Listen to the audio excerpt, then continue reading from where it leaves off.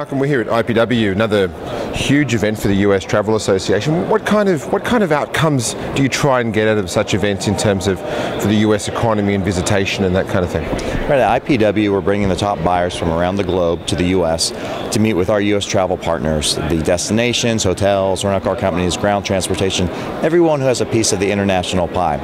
So what we do is we try to create a really conducive business environment for them. We do 20-minute back-to-back appointments on the show floor between the tour operators and the U.S. suppliers.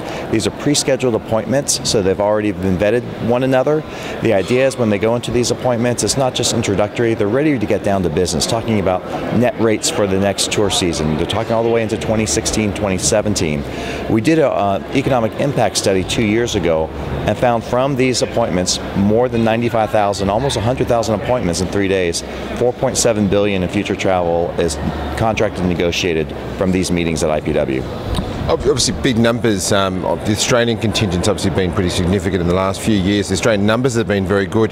Getting good flow on from the business being done here? Yeah, absolutely. And Australia's become a very, very hot market for a lot of destinations in the U.S. Australian delegation is the 11th largest delegation. When we were here in 2010, it was probably around 15 or so. So it's really moved up quite a bit. So they're right teetering on the top 10 for delegations coming to IPW. But a lot have happened recently, especially there's new flights going into DFW, and it's allowed people to explore different parts of the U.S. by starting in a different location. It makes it easier to get to Orlando, for instance, Florida, Southeast, if they want to do that. Still a lot are coming into California, and that's a great destination to start in, but it's opened up some flexibility to kind of start their U.S. experience and vacations in different areas.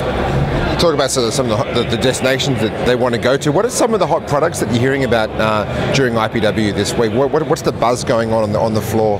Well, what's really great about IPW, we have our major gateways are here. California, New York, Florida.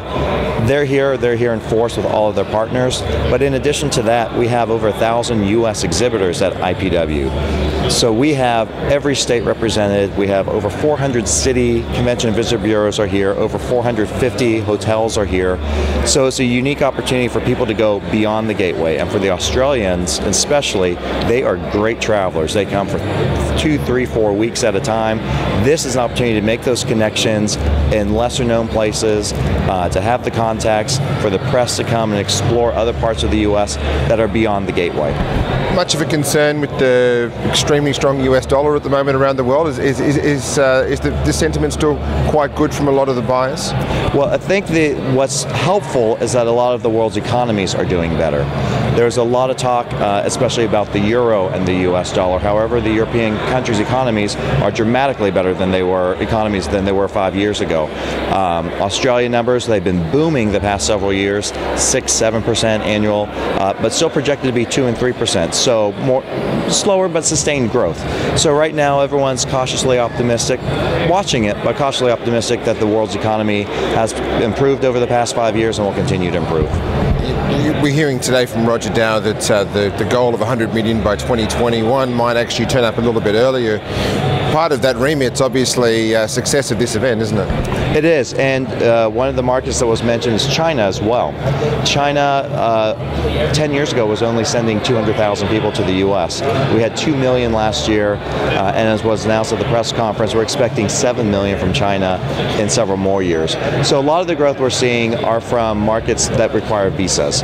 We've got much better visa processes in place, much quicker turnaround for interviews. We continue to push for visa expansion so more countries can travel, like Australia or Western Europe, and if they decide next week they want to go on a trip, get on a plane and go.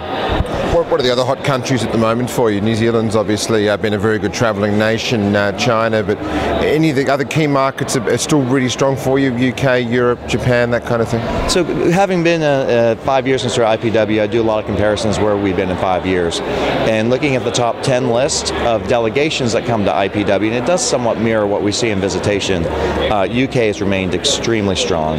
Top delegation in IPW, #1 overseas for visitation to the U.S. But we've seen a resurgence in France. While Europe has been relatively flat, France has kind of bucked that trend and coming up quite a bit. South Korea, who's in the top 10 in delegations IPW, has really jumped quite a bit in visitation since they received visa waiver back in 2010. 2009, 2010. Visitation up almost 50%. That one's been hot. Brazil remains strong despite challenges with their economy.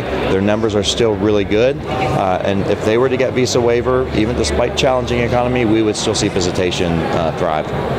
You put on such a huge event here, 6,500 people this year, one of the biggest travel events in the world. How do you keep it changing? How do you keep it exciting? How do you keep the momentum going?